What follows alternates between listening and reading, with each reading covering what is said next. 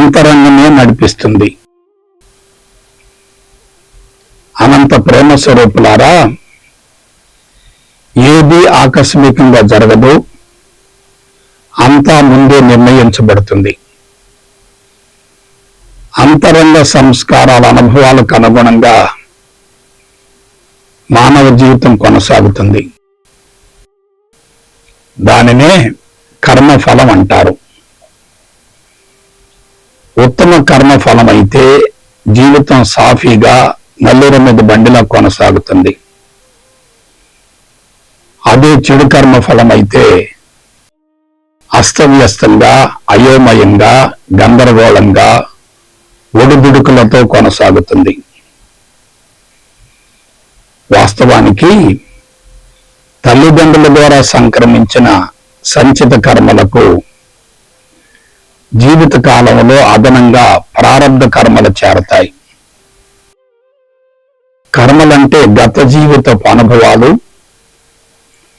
ఈ జన్మలో మనం చేసినటువంటి ప్రారబ్ధ కర్మలు. మనం మన అంతరంగ సంస్కారాల స్వభావాన్ని మార్చుకోగలిగితే జీవితం సమూలంగా మారిపోతుంది. అజ్ఞాని బాహ్య ప్రపంచాన్ని మార్చే ప్రయత్నం చేసి సమూలంగా వైఫల్యం చెందుతాడు. జ్ఞాని మాత్రం తన అంతరంగ సంస్కారాల స్వభావాన్ని మార్చుకుంటాడు. ఆధ్యాత్మికతలోని కీలకాంశం ఏమిటంటే, మనిషి తనను తాను సమూలంగా శుద్ధి గావించుకోవడమే. దానినే ఆత్మ విజ్ఞాన శాస్త్రం అంటారు.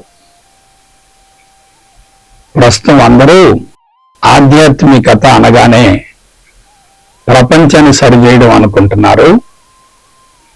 అది వాస్తవం కాదు, అశాస్త్రీయ విధానమే. అంతరంగమే నడిపిస్తుంది. అనంత ప్రేమ స్వరూపులారా, ఏది ఆకస్మికంగా జరగదు, అంతా ముందే నిర్ణయించబడుతుంది. అంతరంగ సంస్కారాల అనుభవాలకు అనుగుణంగా మానవ జీవితం కొనసాగుతుంది. దానినే కర్మఫలం అంటారు. ఉత్తమ కర్మఫలం అయితే జీవితం సాఫీగా నల్లుర మీద బండిలా కొనసాగుతుంది. అదే చెడు కర్మఫలం అయితే అస్తవ్యస్తంగా, అయోమయంగా, గందరగోళంగా, ఒడిదుడుకులతో కొనసాగుతుంది. వాస్తవానికి తల్లిదండ్రుల ద్వారా సంక్రమించిన సంచిత కర్మలకు జీవిత కాలంలో అదనంగా ప్రారబ్ధ కర్మలు చేరతాయి. కర్మలంటే గత జీవితపు అనుభవాలు, ఈ జన్మలో మనం చేసినటువంటి ప్రారబ్ధ కర్మలు. మనం మన అంతరంగ సంస్కారాల స్వభావాన్ని మార్చుకోగలిగితే జీవితం సమూలంగా మారిపోతుంది.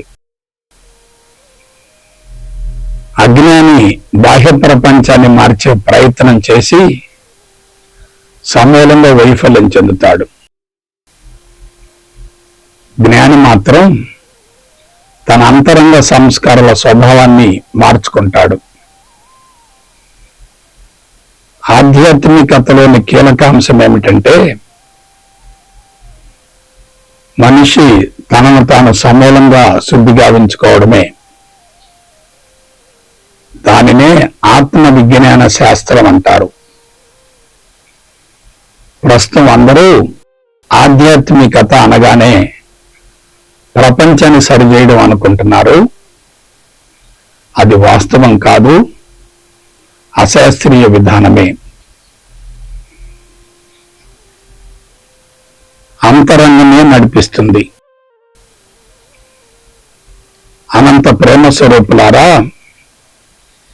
ఏది ఆకస్మికంగా జరగదు, అంతా ముందే నిర్ణయించబడుతుంది.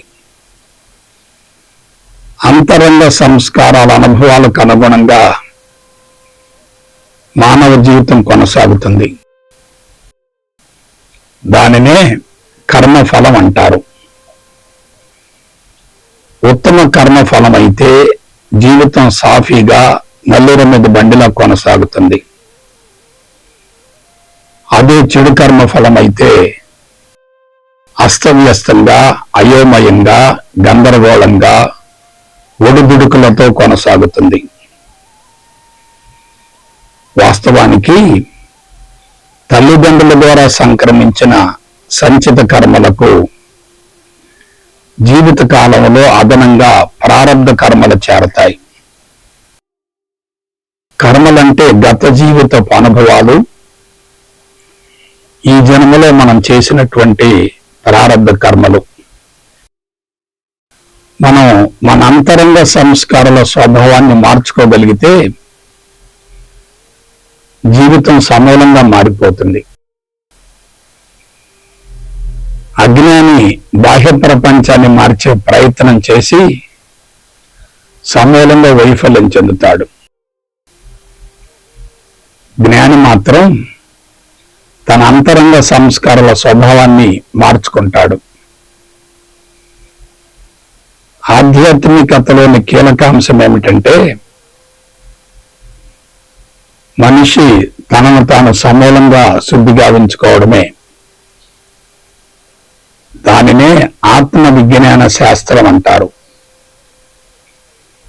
ప్రస్తుతం అందరూ ఆధ్యాత్మికత అనగానే ప్రపంచాన్ని సరిచేయడం అనుకుంటున్నారు. అది వాస్తవం కాదు, అశాస్త్రీయ విధానమే.